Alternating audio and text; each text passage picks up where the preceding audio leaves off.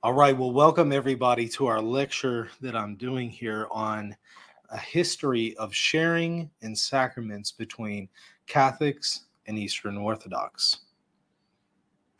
As far as an outline for today's lecture, I'm first going to give an introduction, then an examination of contemporary documents and sources that speak about this issue. After that, I'm going to go over an examination of medieval popes, so the medieval church history period, and what some of the popes said about the subject. After that, we're going to take a look at the Reformation era. And we're going to examine that time period from that period until the 20th century. Now, why am I stopping at the 20th century when we're in the 21st century? Because at the beginning, I'm going over the contemporary documents, which covers the 21st century. Also, applications for the Council of Florence is going to be something that I'll cover after that, because I do think that there are some applications that we can make in interpreting some parts of the Council of Florence in light of what we're going to cover today. And then lastly, I'm going to give a conclusion. Okay, let's start with the introduction. First of all, let me just briefly tell you about my sources. I'm focusing on two sources in particular for this course, or I should say for this lecture. Two sources here.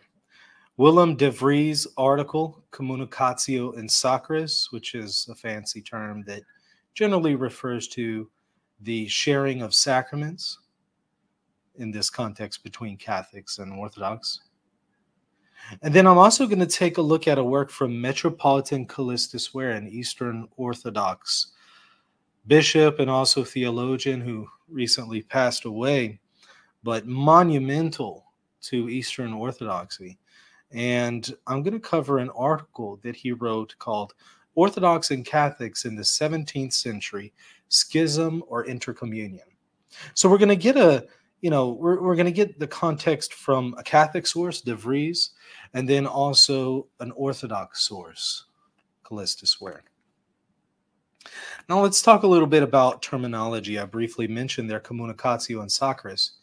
You'll hear me talk about that throughout this lecture, although I'll try to speak about it in its English equivalent, but it means sharing in sacred things. And again, it generally refers to sharing in sacraments, but it also could refer to participation in the liturgy of somebody who is not a member of the Catholic Church. So a Catholic participating in non-Catholic worship to one extent or another. That's considered communicatio and sacris. You'll also hear the term propaganda. Now, this term tends to be used a little bit differently today than how it was historically.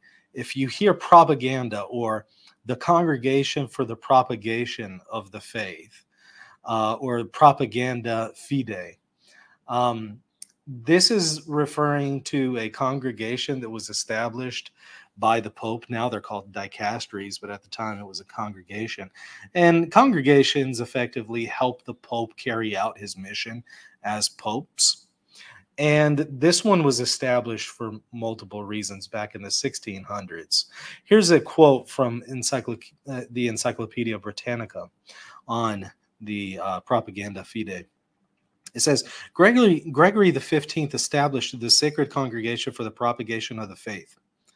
It provided a library of research and a school for training priests and missionaries, assigned territories, and directed ecclesiastical matters overseas.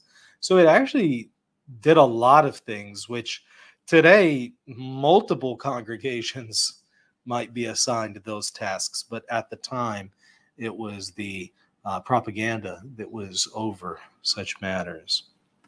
And that's going to be really important because the Congregation for the Propagation of the Faith had many rulings on this issue of communicatio and sacris. And then lastly, let's go over the term schism. So schism is whenever there is a tear or a separation in the body of Christ. Not that Christ himself and his church can be divided, but some can be broken off from that one church that cannot be divided. So schism is going to be defined specifically as the refusal of submission to the Roman pontiff, that's the Pope, or of communion with the members of the church subject to him. So we'll talk about schismatics and communicatio and sacris, or sharing in sacred things and sharing in sacraments with schismatics. That's what we're talking about. We're talking about somebody who does not recognize the full authority of the Pope and is thus not in full communion with the Pope or in communion with the bishops who are subject to him. Let's also talk about another term, ecumenism. This is a term that is often misunderstood today, often misused. And so I want to get this one straight. According to John Paul II in his work Ut Unum Sint, he says the ultimate goal of the ecumenical movement is to reestablish full visible unity among all the baptized. So whatever this ecumenism thing is, which I'm going to define here a little bit more, but whatever it is, this is central to it. Ecumenism is not just getting together and singing Kumbaya. Ecumenism is not indifferentism, which is, I'm okay, you're okay, even though we have fundamentally different beliefs, and it's okay. That's not what ecumenism is. Ecumenism is not indifferentism. The ultimate goal of ecumenism is to reestablish full visible unity among all the baptized. There already is unity in Christ's body. It's in the Catholic Church. There's only one church. The fullness of Christ's church that he establishes is in the Catholic Church. The one Catholic Church. There already is unity. But unfortunately, some of the baptized have broken away from that unity. And so the goal of ecumenism is to call them back, to bring them back to unity. More on ecumenism from the Second Vatican Council in its work Unitatis Redintegratio, paragraph 1. So the very first thing that the council says in its decree on ecumenism, the first thing it says is the restoration of unity among all Christians is one of the principal concerns of the Second Vatican Council. The restoration of unity, not indifferentism. Christ the Lord founded one church and one church only. However, many Christian communions present themselves to men as the true inheritors of Jesus Christ. All indeed profess to be followers of the Lord, but differ in mind and go their different ways, as if Christ himself were divided. Such division openly contradicts the will of Christ, scandalizes the world, and damages the holy cause of preaching the gospel to every creature. Again, the decree on ecumenism, same document, but paragraph 11 from Vatican II says this. The way and method in which the Catholic faith is expressed should never become an obstacle to dialogue with our brethren. It is, of course, essential that the doctrine should be clearly presented in its entirety. Nothing is so foreign to the spirit of ecumenism as a false Irenicism, in which the purity of Catholic doctrine suffers loss, and its genuine and certain meaning is clouded. So what is ecumenism not? Well, it's not a false Irenicism. It's not diluting Catholic doctrine. It's not indifferentism. It's not losing the meaning of sacred tradition and the faith and what the church is. That's what it's not. What it is an effort to work towards bringing the baptized back to the Catholic Church. That is what ecumenism is. You'll see why this is important later. But it's important that we establish our terms properly. More on the ecumenical movement. From the same document, paragraph 4, lengthy quote here, but it's certainly worth us examining. The term ecumenical movement indicates the initiatives and activities planned and undertaken according to the various needs of the church and as opportunities offered to promote Christian unity. These are, first, every effort to avoid expressions, judgments, and actions which do not represent the condition of our separated brethren with truth and in fairness, and so make mutual relations with them more difficult.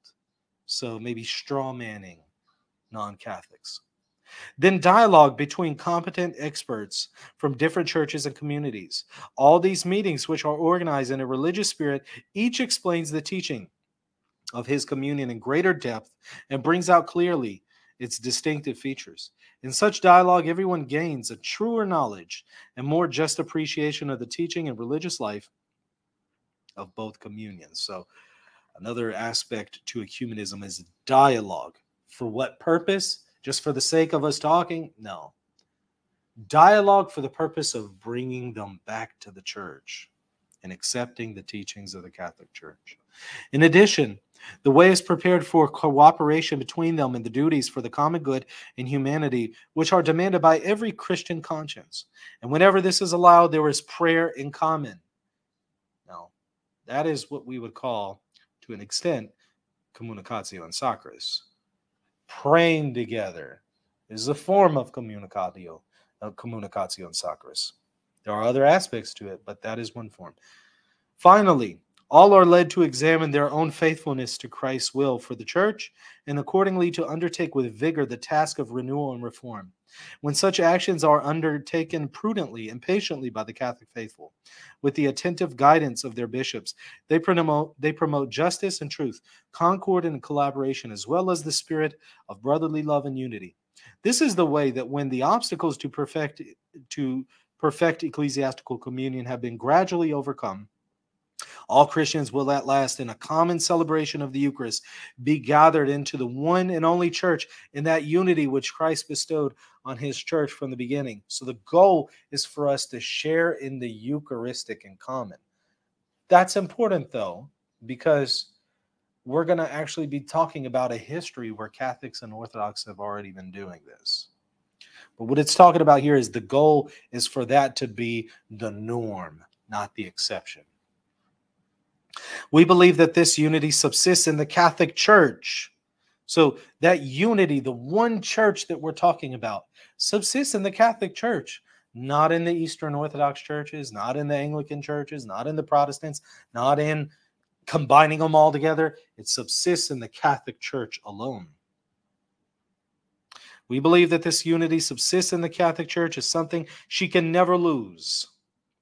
And we hope that it will continue to increase until the end of time. However, it is evident that when individuals wish for full communion, their preparation and reconciliation is an undertaking which of its nature is distinct from ecumenical action.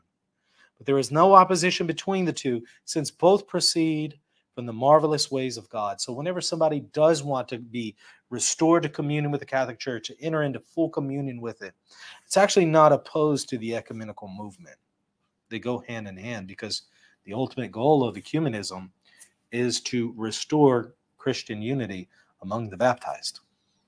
The Catechism of the Catholic Church, paragraph 816, says of ecumenism, the sole church of Christ, which our Savior, after his resurrection, entrusted to Peter's pastoral care, commissioning him and the other apostles to extend and rule it. This church, constituted and organized as a society in the present world, subsists in the Catholic Church, which is governed by the successor of Peter and by the bishops in communion with him.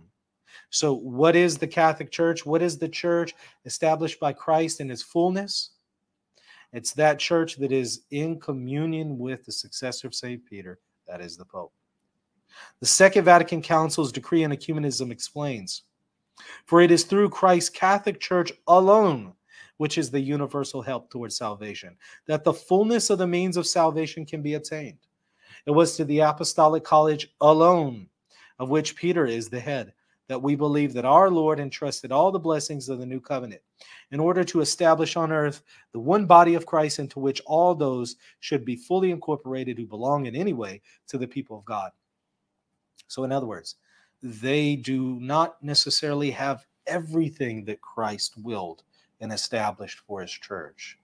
Specifically, they lack that universality because they lack full communion with the Roman pontiff. So there is a degree to which they are lacking some communion with the Catholic Church established by Christ. They're not fully divorced from it because they are baptized. They have 7 sacraments. They have valid bishops with apostolic succession. They have a great deal of things that belongs to the Catholic Church. But there is an imperfection there in their unity with the church that Christ established because they are not fully in communion with Roman Pontiff. Now, let's talk about some contemporary documents because this comes up a lot, especially when we talk about questions of sharing in sacraments with the Orthodox. From Mortalium Animos, paragraph 8. This is a preconciliar document. It is clear that the Apostolic See cannot on any terms take part in their assemblies, that is non-Catholics, nor is it any way lawful for Catholics either to support or to work for such enterprises. For if they do so, they will be giving countenance to a false Christianity, quite alien to the one Church of Christ. So it's saying, look, the Apostolic See, that is the Pope, Rome, can't allow Catholics to participate in the worship of non-Catholics. That's what Mortalium Animos, paragraph 8 is getting at. Mortalium Animos, paragraph 10 says, so, venerable brethren, it is clear why this Apostolic See, Rome, has never allowed its subjects to take part in the assemblies of non-Catholics. For the union of Christians can only be promoted by promoting the return to the one true Church of Christ of those who are separated from it, for in the past they have unhappily left it. Now, when we speak of ecumenism, ecumenism is not necessarily opposed to that second part of the paragraph, where the union of Christians can only be promoted by promoting the return to the one true Church of Christ. That's effectively what ecumenism is. So, unfortunately, some people pit ecumenism from Vatican II against Mortalium Animos, and that's not the same. That's not fair. They are effectively saying the same thing, even if they may have different approaches to it. The goal is still the same. However, the first part of the paragraph seems questionable in light of what we're going to see. Now, from the Second Vatican Council, Unitatis Redintegratio, paragraph 8, I want to juxtapose what we just read from Mortalium Animos with Vatican II. And I'm going to try to present this to show you some seemingly discontinuous statements. Vatican II says, in certain special circumstances, such as the prescribed prayers for unity and during ecumenical gatherings, it is allowable, indeed desirable, that Catholics should join in prayer with their separated brethren. Such prayers in common are certainly an effective means of obtaining the grace of unity, and they are a true expression of the ties which still bind Catholics to their separated brethren. For where 2 or 3 are gathered together in my name, there I am in the midst. Yet worship in common, communicatio and sacris, is not to be considered as a means to be used indiscriminately for the restoration of Christian unity. There are 2 main principles governing the practice of such common worship. So it's saying we do see in some conditions communicatio and sacris with non-Catholics. There are 2 main principles governing the practice of such common worship. First, the bearing witness to the unity of the church, and second, the sharing in the means of grace. Witness to the unity of the church very generally forbids common worship to Christians, but the grace to be had from it sometimes commends this practice. The course to be adopted with due regard to all the circumstances of time, place, and persons is to be decided by local episcopal authority, unless otherwise provided by the Bishops' Conference according to its statutes or by the Holy See. So it's effectively indicating that there are certain circumstances in which communicatio and sacris may be allowed. Now, what we just read from Mortalium Animos, it's as if we could get the impression that you can't have communicatio and sacris. You can't have Catholics sharing with non-Catholics in the sacraments and liturgical worship. But then Vatican II indicates, well, you can. Is there a contradiction here? More from Vatican II. Common participation in worship, communicatio and sacris, which harms the unity of the church or involves formal acceptance of error or the danger of aberration in the faith or scandal and indifferentism is forbidden by divine law. So, if communicatio and sacris, if the sharing in sacred things between Catholics and non-Catholics will lead to indifferentism, scandal, aberration in the faith, acceptance of error, harm to the unity of the church, it is not allowed. It is forbidden by divine law. But does that mean that it is forbidden by divine law when those things are not necessarily in scope? When there isn't a danger of scandal or indifferentism?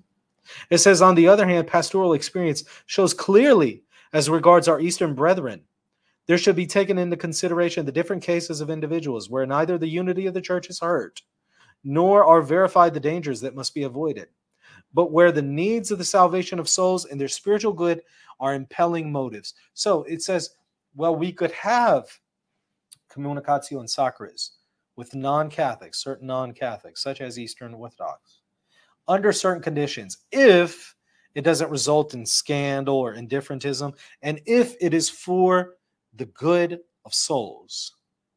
For that reason, the Catholic Church has always adopted and now adopts a rather mild policy, offering to all the means of salvation and an example of charity among Christians through participation in the sacraments and in other sacred functions and things.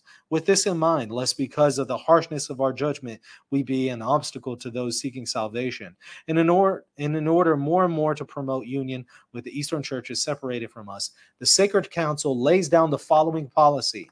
Without prejudice to the principle noted earlier, Eastern Christians who are in fact separated in good faith from the Catholic Church, if they ask of their own accord, have the right dispositions, may be admitted to the sacraments of penance, the Eucharist, and anointing of the sick.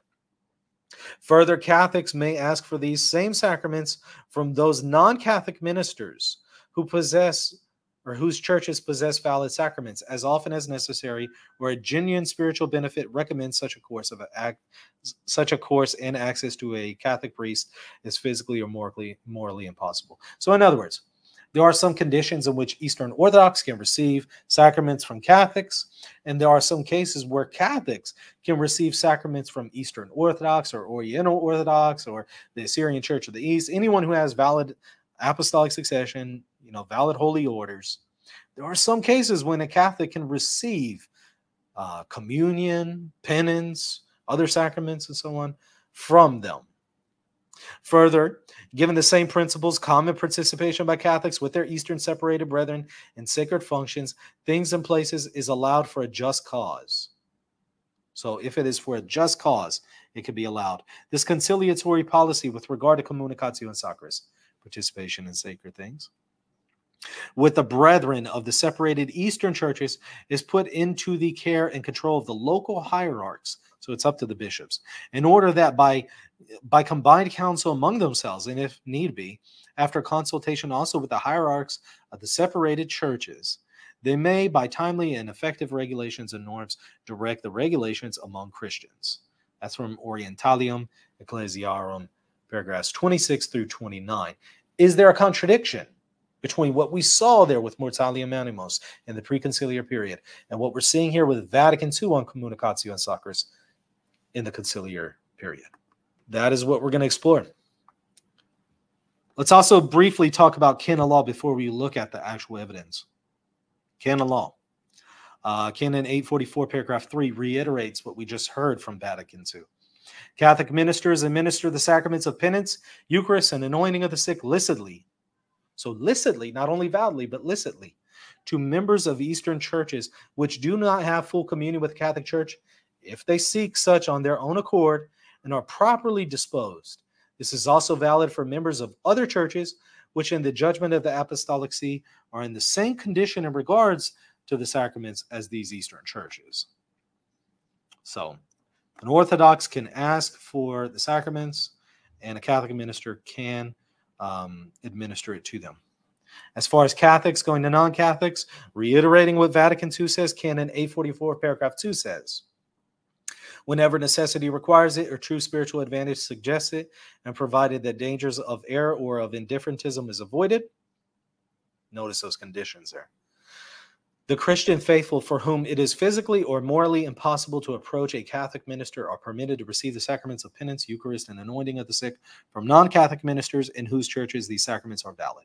So physically impossible to receive from a Catholic minister could mean, you know, it's like 2 hours away to the closest Catholic priest, or moral impossibility. You're 14 years old and your parents forbid you to go to a Catholic priest or something like that. That would be a moral impossibility. So again, we have to ask the question, has the church contradicted itself? That is what this presentation will answer as we go through the evidence. Now, some might say, well, why can't we just forget all the rules? Let's just share in sacraments together without any restrictions. Why can't we all just get along? Well, number one, the Catholic Church is the one true church of Jesus Christ. This is what Vatican II says, Dignitatis Humanae, paragraph 1. We believe that this one true religion subsists in the Catholic and Apostolic Church, to which the Lord Jesus committed the duty of spreading it among all men. Thus he spoke to the apostles, go therefore and make disciples of all nations, baptizing in them in the name of the Father, Son, and Holy Spirit, teaching them to observe all things I have enjoined upon you.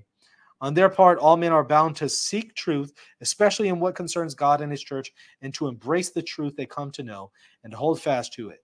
Now, Vatican II defines the Catholic Church as those who are in communion with the successor of St. Peter, that is the Pope, and the College of Bishops. The bishops are in communion with the Pope.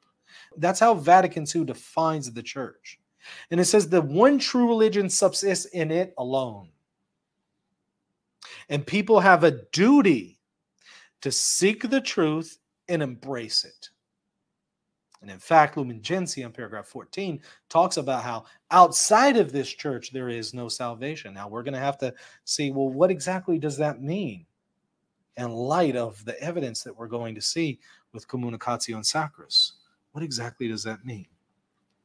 But it says, outside of the Catholic Church, there is no salvation. And he who knows that the Catholic Church was established by Christ and is necessary for salvation, and refuse to enter or remain in it, cannot be saved. So if you know better and you refuse, then there's culpability. But if you don't know better, there's some grace. Now, De Vries notes this. The one true church of Christ, and it alone, has the right to honor God through the public worship willed by him. The worship of other communities may be good in itself. It may be good in itself. But to the extent that it is the worship of a community that does not belong to the true church of Christ, it is not as it should be. And I can just modify that by saying, to the extent that it is not in full communion with the church of Christ. There is some communion that the Orthodox have with the one true church of Christ. There is some participation. There is some communion, but it is not full communion because they lack that full communion with the successor of St. Peter. But they're not entirely pagan. They're baptized. They have valid sacraments. They have bishops. That is why there are degrees to participation in the one true church of Christ. So why can't we just flippantly say, let's just forget everything? Well, because there is some imperfection here in the communion that we have with one another. And that then impacts the worship of non-Catholics. Though their worship in and of itself, it may be good. The sacraments are good. The sacraments are pleasing to God. They're still being done in a context that lacks the fullness of what Christ wills for those sacraments, wills for his church, and wills for those people at those liturgies. Also, sharing in communion is a sign of being in communion with another. Now, we can say that there's some partial communion with the Eastern Orthodox, Catholics and Eastern Orthodox. There's some partial communion, but there isn't that fullness of communion yet. But sharing in communion is a sign that we're in communion. But again, if we're not fully in communion with one another, that sign isn't really being reflected. So this is interesting because this is something that De Vries notes in the early church. Receiving the Eucharist from a community means you're in communion with them. He mentions John of Ephesus, who notes a case where Chalcedonians, that is us, we're Christians who are Chalcedonians. We are from the Council of Chalcedon. He speaks of cases where Chalcedonian Christians, our people, our team, both Catholics and Eastern Orthodox, were Chalcedonians. Well, there were instances where Chalcedonians were forcing non-Chalcedonians, think here of maybe the Oriental Orthodox, forcing them to receive our Eucharist. Or some instances where Chalcedonians were forcing non-Chalcedonians physically to receive the Eucharist. Why? Because they believed, well, if you could get them to receive the Eucharist, we're in communion with each other again. There isn't a schism anymore. Well, it's not that simple, and we certainly shouldn't force people to receive the Eucharist. But you see the idea there. Communion is identified with receiving communion. This is a biblical concept. 1 Corinthians 10:17, because there is one loaf. We who are many are one body, for we all share the one loaf. Also, why can't we just rush into things and just share in the sacraments indiscriminately? Well, there could be a danger of scandal. And related to that, indifferentism. As if the differences between Catholics and Orthodox don't really matter at the end of the day. As if union with the successor of St. Peter is not that big of a deal. It kind of is a big deal. Now, one other thing before examining the evidence. I should note there have historically been many different policies on Catholics and Orthodox sharing in sacraments.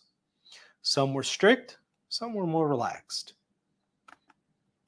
Catholics and Orthodox also sometimes saw each other positively and at other times or negatively, which certainly impacted policies in such matters. Now, the following instances that we're going to cover will show just how complex the situation between Catholics and Orthodox was post-1054. Now, let's talk about the medieval popes and their perspective on communicatio and sacris. This was a period that was rather flexible, per De Vries. Innocent III in the 13th century was personally opposed to the practice of Greek priests, that is Eastern Orthodox priests, baptizing the children of Latin Catholics and receiving communion from them. But he tolerated it. So in other words, he was personally opposed to Orthodox baptizing Catholics and giving them communion, but he tolerated it. Innocent IV in 1244 allowed Dominicans to share in word, office, and food with the Nestorians. And that certainly in context was communicatio and sacris. And Nestorians are those who broke away from the Catholic Church and rejected the Council of Ephesus. Nicholas IV, John the 22nd, and Benedict XII all had the same policy of allowing Dominicans and even some other groups to share in word, office, and food with Nestorians. John the 22nd, 1316 to 1334, allowed Peter, the Latin Patriarch of Constantinople, to share with non-Catholics in divine things. So, communicatio and sacris, as long as the person was not excommunicated by name. So they could be somebody who was excommunicated. They could be a schismatic. But Peter, the Latin Patriarch, was allowed by the Pope to share in sacraments and divine things with a person who is schismatic or excommunicated, as long as they weren't excommunicated by name. So specifically, there's automatic excommunications and there are excommunications that are by name. However, Urban V, 1362 to 1370, forbade a converted Orthodox priest in Crete to celebrate the liturgy with those of his former communion. So you had an Eastern Orthodox, a Greek priest in Crete who converts to Catholicism. Urban V forbade him from celebrating liturgy with his former Orthodox. De Vries notes the flexibility of these policies, as he notes. The popes were thus well aware that liturgical services in common with non-Catholics were in themselves not proper, and that special permission was required for them. Within certain limits, however, they were prepared to give this permission if it would help towards the salvation of souls. So in other words, there was generally, they're hesitant.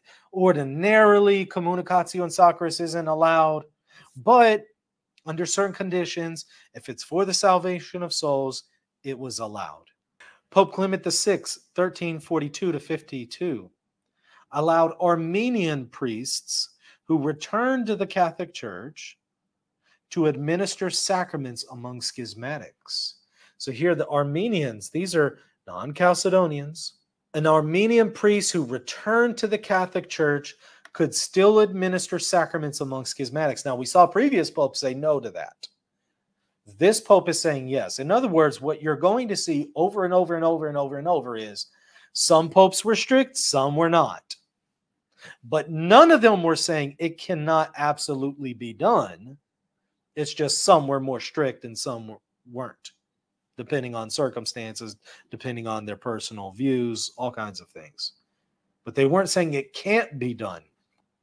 Pope Martin V, 1417 to 1431, allowed sharing in sacraments with those who had been excommunicated, including heretics and schismatics, as long as they were not excommunicated by name. Martin V. So we're seeing multiple popes doing this. They're allowing for sharing in sacraments with non-Catholics who are schismatics and even heretics, as long as they're not excommunicated by name. However, concerning some of the negative judgments in this period, because there are some, De Vries notes this: however, it would be erroneous to conclude from these condemnations that the medieval popes considered shared liturgical services to be absolutely wrong. The strict prohibition was because of the concomitant danger to the faith. And where this danger did not exist, and there were compelling reasons for allowing Catholics participation in non-Catholic services, these same popes showed themselves remarkably flexible. This was the case in what concerned the apostolate to non-Catholics, which aimed at bringing these back to unity with Rome. For this apostolate, it could be useful if the legates, those are representatives of the Pope, and religious sent out by the Pope could conduct services for schismatics whom they were supposed to win over. The medieval popes permitted this without hesitation, proof that they did not consider common services objectively wrong. This is important.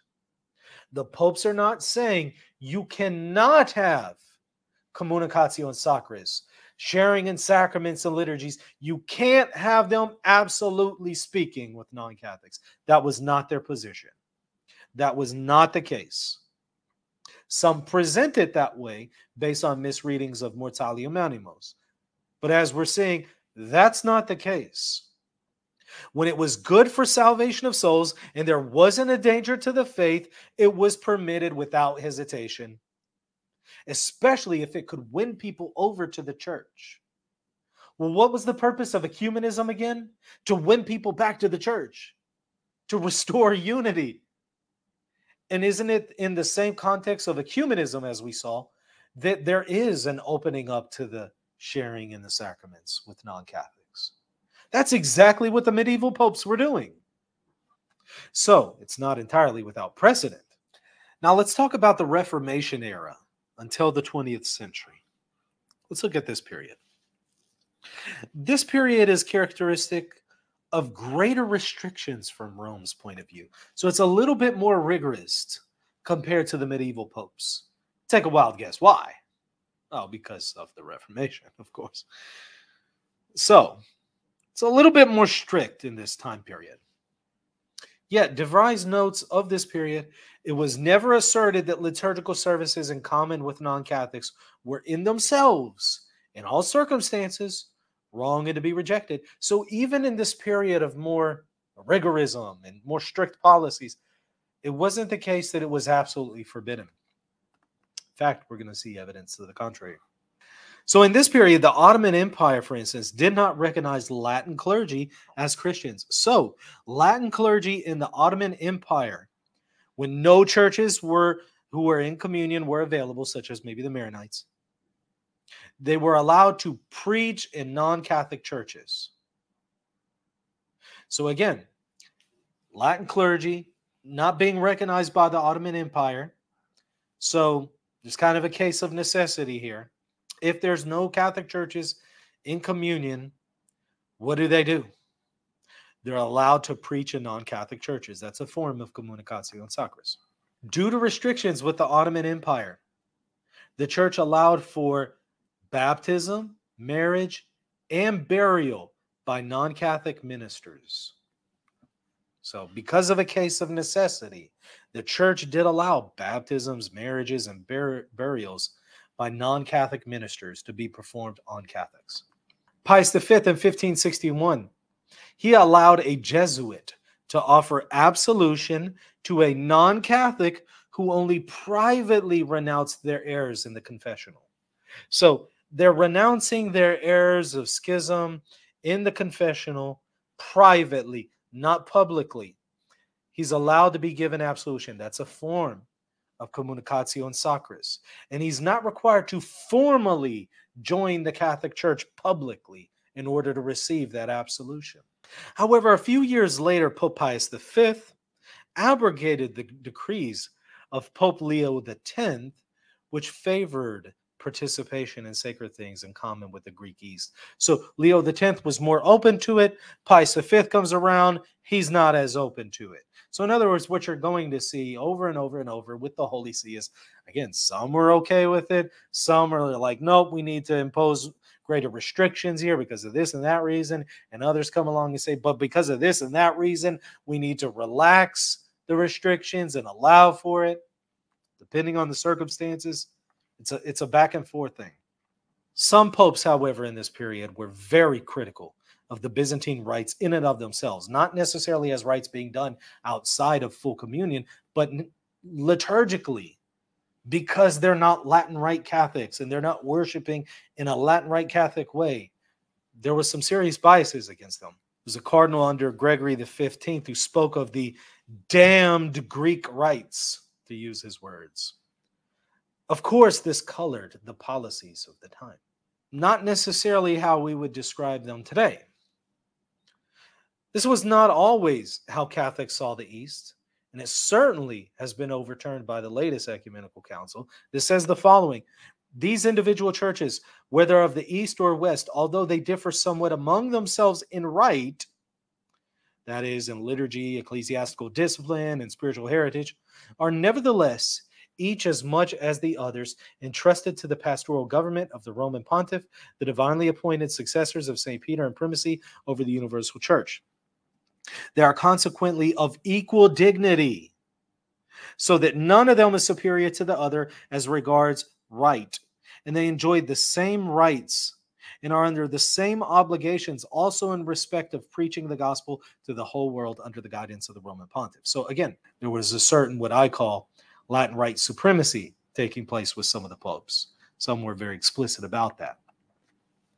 And they looked down on non-Latin Rite liturgical services.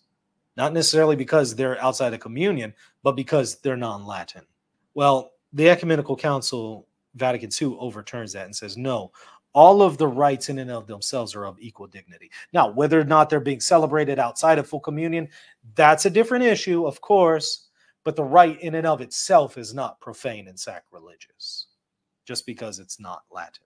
Remarkably, however, in 1625, Rome said that in the event of union with the Greek Patriarch of Jerusalem, who at the time was Theophanes, so if there was going to be a reunion with the Patriarch of Jerusalem, an Eastern Orthodox Patriarch, Rome said it would permit for the patriarchs being commemorated in the liturgy to be mentioned in a general way, and one could simply, by use of a mental reservation, think of the Latin patriarchs.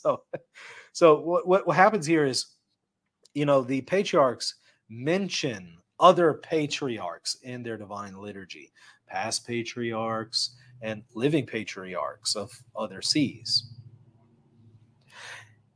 Rome is saying, you know what, if there is communion with the Patriarch of Jerusalem, he can still mention the other patriarchs, but just in a general way. Don't mention them by name. And a mental reservation can be given that, we're just thinking of the Latin patriarchs and not necessarily those who are separated from Catholic communion. Concerning the Orthodox view of Catholics in this period, from their perspective of communicatio sacris, the Greek Catholic, so this is going to be an Eastern Catholic, Leo Aletius, in the 1640s, according to Callistus Ware, says the following: the Greeks, that's Eastern Orthodox, show no abhorrence for intermarriage with Latins. They frequent the Latin churches. They attend the divine offices, the church sermons, and all the other functions of the Latins. And they entrust their sons for education at Latin hands. So Catholics. Greeks and Latins, Orthodox and Catholics, and Latins with Greeks attend worship and celebrate services indiscriminately in the churches of either rite. So in other words, Orthodox at this time period in certain territories were very open to communicatio sacris with Catholics. And many Catholics were very open to communicatio sacris with Eastern Orthodox. Where also notes of this time period, there were not only mixed marriages between Greeks and Latins. In many Greek islands, there were also mixed marriages with parallel naves and two adjacent sanctuaries, one for the Greek and the other for the Latin rite. Roman Catholics were accepted as godparents at Orthodox baptisms and vice versa. Latin missionaries from the West, in the absence of a bishop of their own church, behaved towards the local Orthodox hierarchs as if they recognized him for their ordinary, seeking faculties from them, asking formally for permission to work in their diocese. The Orthodox authorities on their side welcomed the Jesuits and other religious orders as friends and allies, and even took the initiative in summoning them to undertake pastoral duties among their flocks. So they're making use of the Jesuits. And the Jesuits are looking to the local Orthodox bishops as their bishop. With the blessings of the Greek bishops, Catholic priests preached in Orthodox churches, heard the confessions of Orthodox faithful, and gave them Holy Communion. When Greeks wished to embrace Roman Catholicism, the Latin missionaries usually rested content with a secret act of submission and instructed their converts to receive the sacraments as before at Orthodox altars. So in other words, converts could privately confess the Catholic Church, and they could continue to receive at Orthodox churches. In light of all this, the question can scarcely be avoided: how far is it legitimate to speak of a definitive schism or irrevocable breach between Orthodoxy and Rome in the 17th century? Ware's point here is that, it's not like 1054 just broke off everything between Catholics and Orthodox. There was still intercommunion going on in many parts of the world, and it lasted even after the Council of Florence. Up until really the mid-18th century, you still have Catholics and Orthodox sharing in sacraments with each other in some parts of the world. So it's hard to speak of a definitive split at any one period in time. Where also shows the way some Catholic missionaries operated in this time period, as he notes their Trojan horse policy. He says, deliberately, they adopted a Trojan horse policy, that is, some Catholics, not creating a Greek Catholic community distinct from and in rivalry to the Greek Orthodox, but fostering a Catholic nucleus inside the canonical boundaries of the Orthodox communion.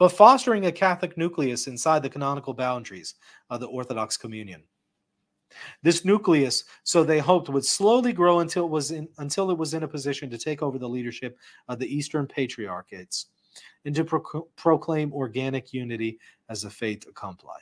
So in other words, the strategic mission of some missionaries was not to set up rival churches in the East, but rather to work within the Orthodox Church itself, and to work within it in such a way that there would organically be unity. So also in this time period, there are instances of Latin priests hearing the confessions of non-Catholics without a formal conversion to Catholicism. In many cases, they would simply be asked if they believed all the Holy Fathers had taught. If the penitent said yes, then they were given absolution. So in other words, they wouldn't require them to say, do you believe in the Pope? And what is your position on the papacy? And what do you think about the filioque? And they would ask, do you believe all the Holy Fathers had taught? If they say yes, give them absolution. St. Robert Bellarmine approved of this practice, saying, if the penitents say that they know nothing of the controversies, and if they really appear to be totally uneducated, then perhaps one can hear their confession and leave them in their ignorance. The Holy See permitted this practice. Callistus Ware also speaks of this phenomenon in the following words. The Western missionaries were in demand not only as preachers but as confessors. A Jesuit priest claimed to have heard the confessions of some 400 Greeks in the space of 4 years. Another in Naxos spoke of confessing 600 Greeks in a much shorter period. One reason for their popularity, or so the Jesuits themselves claimed, was that unlike the Greek clergy, they did not demand money from their penitents. Now, that's an interesting one. In light of what Orthodox usually say about Catholics when it comes to indulgences, this is interesting. The Orthodox priests were demanding money for confessions. And so they weren't very popular. But the Jesuits were demanding and requiring money to hear confessions. So the Jesuits were actually pretty popular with the Orthodox penitents. The Orthodox wanted to go to the Jesuits more than they wanted to go to their own Orthodox priests. Now, the hearing of confessions is manifestly a more delicate matter than preaching of sermons. It is one thing to deliver a sermon to schismatics, but quite another to pronounce absolution on someone who chooses to remain formally in schism. In other words, this is communicatio and sacris, and this is for people who have no intention of converting to the Catholic Church. Yet the Jesuits adopted an exceedingly lenient view. As a general rule, they put no questions to their Greek penitents concerning the Church of Rome. Still less did they demand of them any explicit abjuration of schism or act of submission to the Holy See. So long as they detected no evidence of active personal hostility against the papacy, they prudently refrained from inquiring into the dogmatic convictions of the Greeks who came to them for absolution. And to remind you, Rome approved of this. On Rome's end, in 1639, the Holy Office allowed Catholics on the islands of Greece to be married by schismatic bishops. More communicatio and sacris. 30 years later, the Holy Office said these marriages were valid but illicit. So in other words, you're seeing Rome making things more strict and then relaxing things, making it licit. Now it's illicit for various reasons. So as you can see, there was no uniform view here and no uniform approach and policy. It depended on times, circumstances, place, popes. These were disciplinary things. However, right around this time, the Dominican liturgist Jacques Gore describes the reaction of the Orthodox to services with Catholics that took place on the Greek island of Chios. Ware notes, if the Greek Orthodox bishops and parish clergy learn that some of the sheep in their flocks have turned aside to the pastures of the Latin Church and are receiving communion there, they are not in the least annoyed. On the contrary, they issue no public condemnation of such a course, thus by their silence implicitly commending it. I add, not something which I witnessed, but something which I myself did. With my own hands, publicly in the presence of all and in the sight of the church, I gave Holy Communion under one kind. This is not Callistus Ware, this is the Dominican saying he did this. I gave communion under one kind to some Greek deacons. And when their bishops learned about it, he made no protest whatsoever. Corpus Christi processions, the Orthodox behaved with marked reverence towards the Latin sacrament. The Chian Greek island of Chios, Jesuit Andrea Rendi, recounts how in 1630 the Greek metropolitan with another Orthodox bishop went specially to a house from which they could conveniently observe the procession. While in front of the building they posted 3 priests in vestments to cense the Blessed Sacrament as it passed on the predominantly Orthodox island of Andros. The Greek bishop himself took part in the Latin Corpus Christi procession, accompanied by his clergy in full vestments with candles and torches. In 1643, the Congregation for the Propagation of the Faith allowed for the granting of absolution to a non-Catholic after a general profession of faith during confession. So they did not require formal public adherence to the Catholic Church. A general profession didn't even have to be specific. A general profession of faith during confession, given absolution. In 1648, Leo Aetius published a work on the Greeks and maintained there wasn't a full schism between Catholics and Orthodox. And again, note this is after Florence. Where says of this work of Aetius, according to Aetius, there have been quarrels and misunderstandings between individuals on either side, but no act of complete schism, formally and irrevocably committing the two churches as such. Again, notice the date here. In 1648, well after 1054, well after the sack of Constantinople in 1204, well after the Council of Florence, well after these things, Aetius, a Catholic, still says there isn't a full schism between Catholics and Orthodox. There's a partial schism, but it isn't a full schism yet. Particular Greeks have been hostile to the Holy See, as were Michael Cerularius or Mark of Ephesus. Particular Greeks have misinterpreted the Filioque, as did Photius, or they have propounded heretical theories about the divine light, as did Simeon, the new theologian, or Gregory Palamas. But these hostile attitudes and doctrinal misconceptions are not to be attributed to the Greek church and nation at large. Adducing a wealth of evidence from the period after 1054, Aetius maintains that there have never been lacking Greeks who remained well-disposed towards Rome, and he points to the friendly contacts which exist in his own day. Neither in 1054 nor at any other time has there ever been a complete consummation of the schism, per Aetius. So in other words, there's a lot of communicatio and sacris going on, and he wants to say this is evidence that there isn't a full schism yet. Now, in 1656, Angelo Maria Verricelli published a work defending the policy of sharing in sacred things between Catholic missionaries and non-Catholics. Where notes of Verricelli, Verricelli takes as his basis the decree ad evitanda scandala of Pope Martin the Fifth in 1418, which he considers applicable to the situation of the Greeks. On this basis, he argues that sharing in sacred things with heretics and schismatics is permissible, providing that persons in questions have not been excommunicated publicly and by name. Heretical hierarchs, even those who are notorious, retain power of jurisdiction, so long as they have not been condemned by name. A fortiori, the same is true of mere schismatics. Since the four Eastern patriarchs in the Greek hierarchy, in general, have not been condemned publicly and by name, they are to be treated as true bishops of the church, endowed with genuine spiritual authority, and common worship with them is not excluded. Verricelli proceeds to give specific examples of what he has in mind. A Catholic priest may attend a schismatic Greek liturgy vested in a cope. A Catholic may request the sacraments of confession or communion from a schismatic Greek priest, even outside the danger of death. A Greek converted to Catholicism may continue to receive the sacraments from schismatic and heretical Greek clergy. A Catholic may receive ordination from a Greek bishop, even from one who is a notorious heretic or schismatic, provided that the hierarch in question has not been excommunicated by name.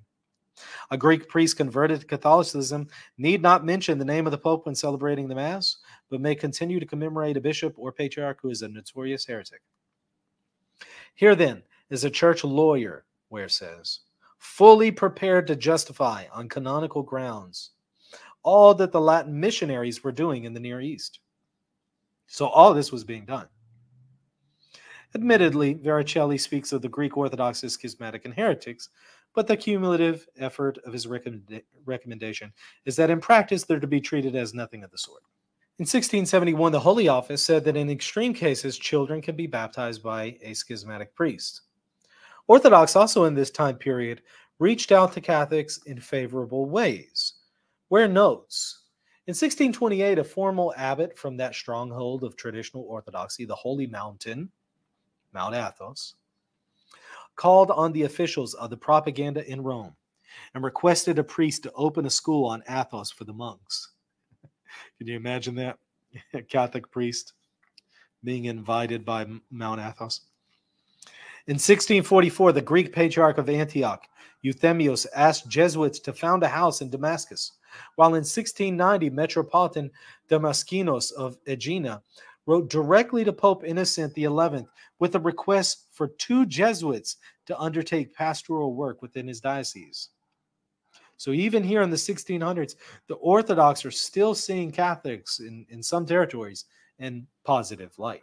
However, in 1729, due to tensions in the East, the Congregation for the Propagation of the Faith implemented strict guidelines against services with non-Catholics. De Vries notes that this was not because it was intrinsically evil, but because there was a concern for a danger to the faith, a danger of scandal, or a danger of religious indifferentism. Ware speaks about this 1729 restrictions. Fascinating. And he says this: such then were the friendly contacts existing between Orthodox and Catholics during the 17th century, and such was the theoretical justification provided by contemporary Catholics for the acts of communicatio and sacris, which took place daily throughout the Levant. In the first part of the 18th century, however, relations deteriorated markedly. Instances of joint worship and sharing in the sacraments, which around 1650 were a commonplace, had virtually ceased 100 years later. By 1750, the separation between East and West had come to possess a sharpness and a finality which in 1700 it still lacked. On the Orthodox side, the man most responsible for the growth in hostility was Dositheus, Patriarch of Jerusalem, for nearly 40 years. This is the same one who we get the confession of Dositheus from the Council of Jerusalem 1672 in Orthodoxy. He says he was the most responsible for hostility towards Catholics. An able and tireless foe of Rome, inspired by a passionate aversion for Jesuits in all their works. On the Catholic side, a rigorous approach to communicatio and sacris came to prevail more and more. The authorities at Rome, who had always looked with reserve on Jesuit leniency, grew increasingly severe in their directives as the 18th century proceeded. On the 5th of July, 1929, propaganda issued a general prohibition excluding all common worship in terms of the utmost strictness. On the 10th of May, 1753, the Holy Office published another general prohibition, including that the decree of Martin V ad inventanda scandala applied only to civic cooperation and not to communicatio and sacris. So in other words, 1729 was very, very, very strict. It did not even allow for what's called passive participation with non-Catholics. There's active communicatio and sacris, and there's passive. Passive would be, I'm just attending an Orthodox liturgy and I don't do anything. I'm just presently there. Active is, I have an active role. I'm praying the Psalms. I'm chanting the this and that. I'm receiving communion. That's active. It forbade even passive participation. It was very strict. He goes on, but the most decisive single factor in the deterioration of relations was probably the schism in the Patriarch of Antioch from 1724 onwards. The Western missionaries had found Syria and Lebanon a particularly fruitful field, and nowhere else in the Levant did they succeed in making so many secret converts, including several patriarchs of Antioch. You heard that right. Several Orthodox patriarchs of Antioch secretly converted to Catholicism. But the eventual outcome belied the Jesuit hopes. Instead of securing the reconciliation of the entire patriarchate to the papal obedience, they succeeded only in producing a schism. In 1724, rival patriarchs were elected, the one looking to Rome and the other to Constantinople. And thenceforward, the faithful were divided into 2 opposed flocks. This incident not only caused great local bitterness, but led to widespread alarm throughout the Orthodox world. Many Greeks realized for the first time the way in which friendship with the Latins was leading to secret conversions. They were terrified that what had happened in Antioch would occur elsewhere, and so they broke off friendly contacts with the Latin clergy. The schism of 1724 made them view the Latins no longer as fellow workers with collaboration they could sincerely welcome, but as enemies dedicated to the subversion of their church. Anti-Latin feeling came to full development in 1755 when the Patriarchate of Constantinople, together with his colleagues of Alexandria and Jerusalem, laid down that Latin converts were to be received henceforward by rebaptism and no longer by chrismation as in the regulations of 1484, which, by the way, is sacrilegious. It would be sacrilegious to rebaptize a baptized person. This is something that even the Church Father St. Vincent of Lérins notes. In 1737 to 1738, some concessions were made even after the strict prohibitions of 1729. 38 Coptic priests privately converted to Catholicism, and they were allowed to conduct liturgical services for non-Catholics. Rome allowed that. This was justified because the Holy See itself also allowed that if the Coptic Patriarch of Alexandria were to privately convert to Catholicism, he would be allowed to continue to hold office and conduct services for non-Catholics. In other words, the Coptic Patriarch, Oriental Orthodox, Rome says if he were to convert to Catholicism privately, he would be able to continue to stay in office and still conduct services for non-Catholics. That's certainly communicatio sacris. Rome allowed that.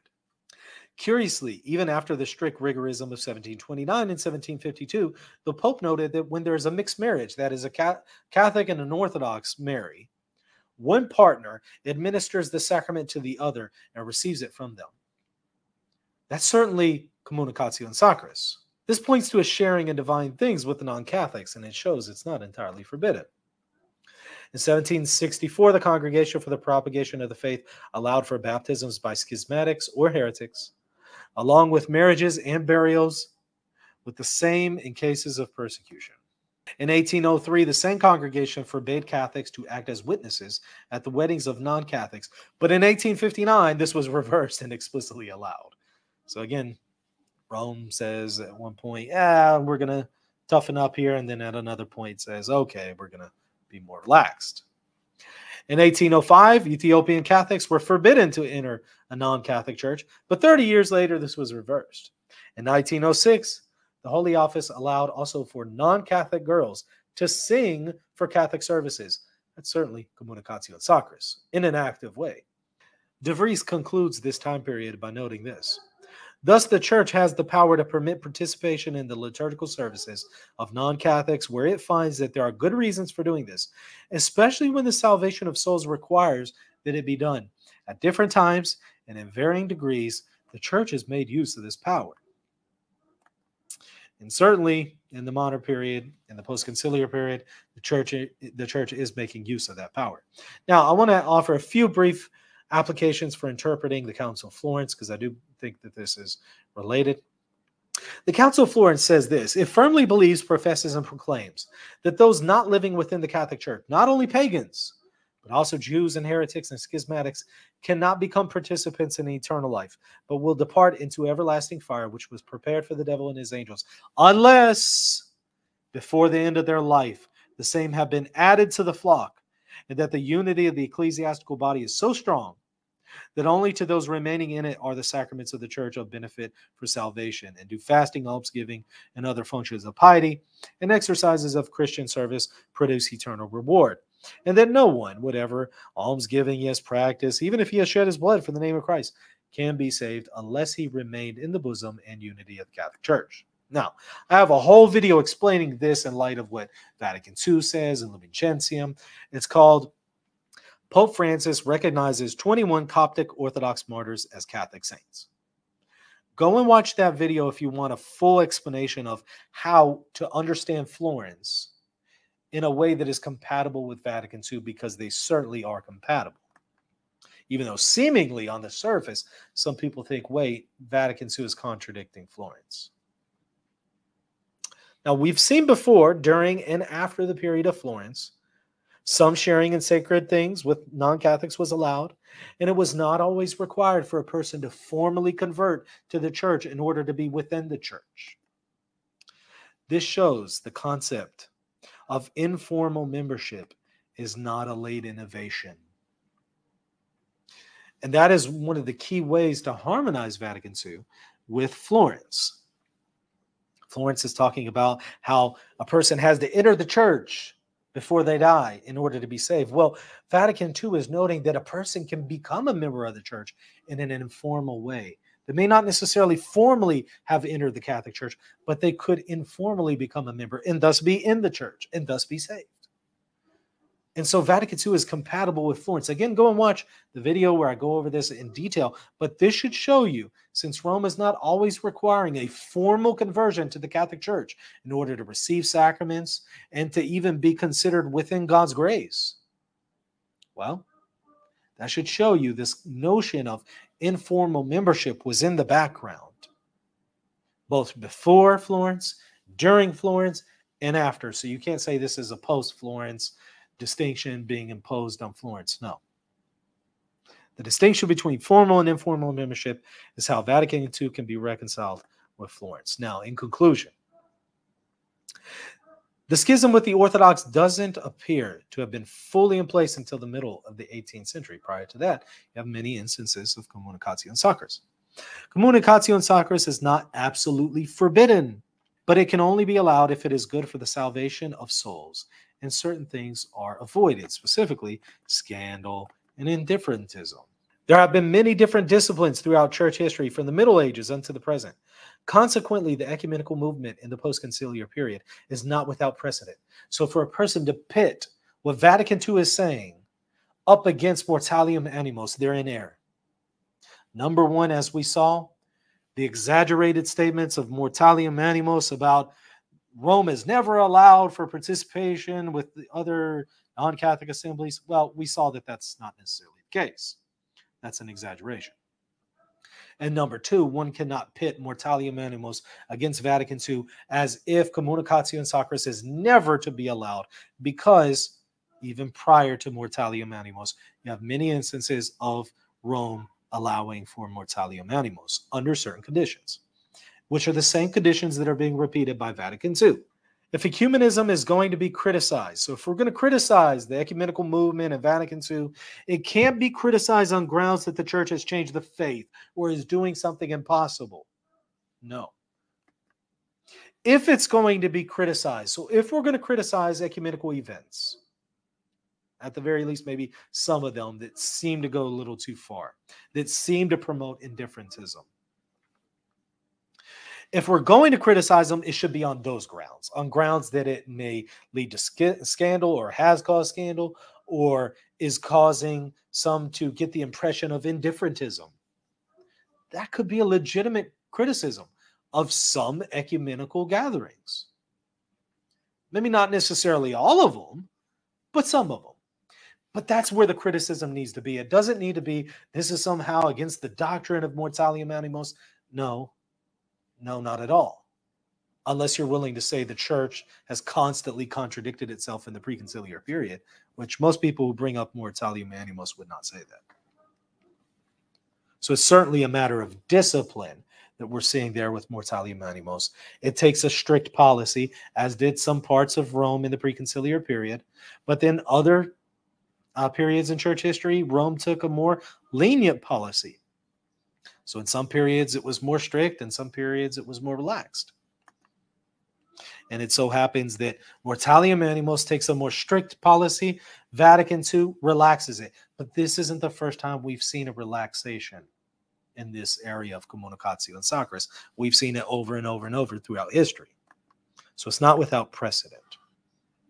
So again, if we are going to criticize the ecumenical movement, let it be on grounds that it allows for scandal in some instances or indifferentism, not on grounds that it's against the doctrine of the church or we're denying outside the church there is no salvation, or we're changing the dogmas of the church, or we're going against the doctrines of Mortalium and Animos.